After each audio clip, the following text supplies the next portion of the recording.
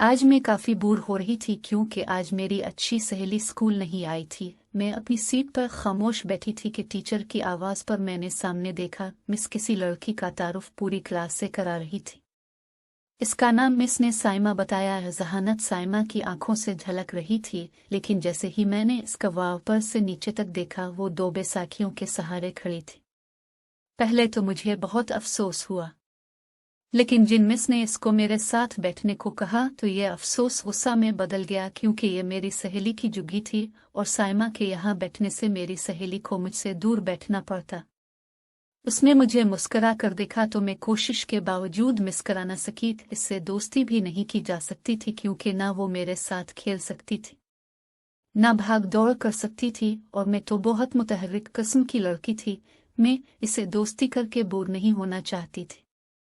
दूसरे दिन मेरी सहेली स्कूल आई तो इसको पीछे बैठना पड़ा। मेरी सहेली और बाकी क्लास फेलोज ने यह मंसूबा बनाया कि इसको तंग करेंगे कि ये खुद स्कूल छोड़कर चली जाए। इस मंसूबे को अमली जामा पहनाने के लिए लड़कियों ने इसको तंग करना शुरू कर दिया।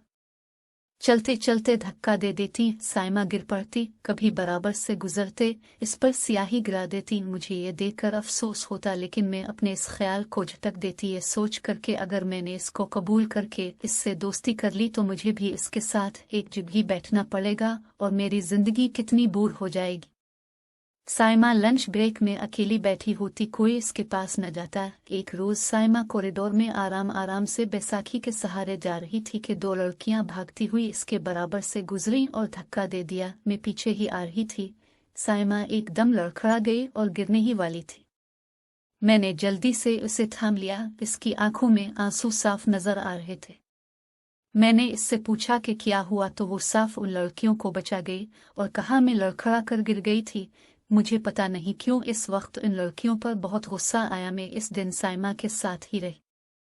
दूसरे दिन तो हद ही हो गई। लंच ब्रेक में जब सब ग्राउंड में खेल रहे थे, मेरा गुजर क्लास के बाहर से हुआ तो मैंने देखा साइमा क्लास में बैठी रो रही है। मैं इसके पास गई तो इसने कहा लड़कियों ने इसकी बैसाखियों छपा दी हैं, मैं बैसाखियों के बगैर कहीं नहीं जा सकती।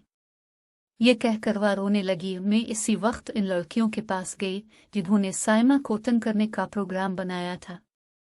इन लड़कियों से कहा अगर तुमने साइमा की बैसाखियों वापस ना की और इससे मुआफ़ी ना मांगी तो मैं सच सच हर बात प्रिंसिपल को बता दूंगी। मेरी यह धमकी काम कर गई और इन लड़कियों ने खुद बैसाखियों साइमा को वापस की और इससे मुआफ़ी भी मांगी और आइंदा तंग न करने का भी वादा किया। आज मेरी सबसे बेहतरीन दोस्त साइमा है। वो पढ़ने में बहुत अच्छी है, वो पढ़ाई में मेरी मदद करती है और मैं आम मामलात में इसका साथ देती हूँ।